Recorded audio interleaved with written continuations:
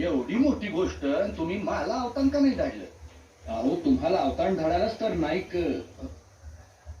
नायकांना आम्ही पाठवणारच होतो, पण तुम्ही औचित कसे काय आला तान्हाजीराव? राज, आपण काय अवतान धाडणार त्यासनी?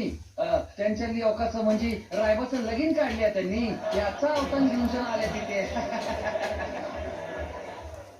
असं होय, रायबाचं लगीन आणखून कुठली? अहो साहेब, का उगा विषय बदलताय? आपल्या लेकराशी असं वागतात वय?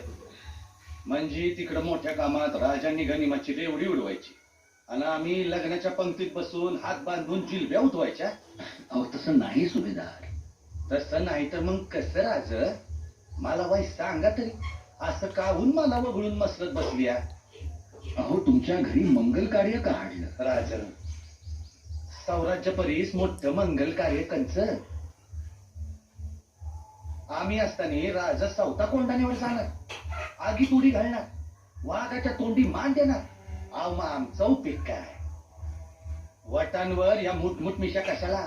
या पराती एवढ्याला छात्या कशाला? हे मुदगलाव आणि टणक दंड कशाला? ही मजबूत मनगट कशाला? कशाला मिशांना पीळ भरायची अवसात? तानाजी नाही, अब्दुल्ल्याच्या वक्ती एक ठीक होत.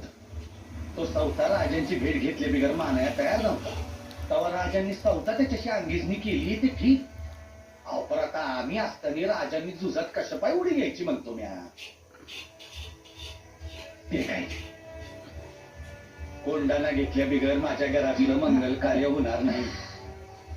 कोंडाण्याचं पान म्याच उचलणार.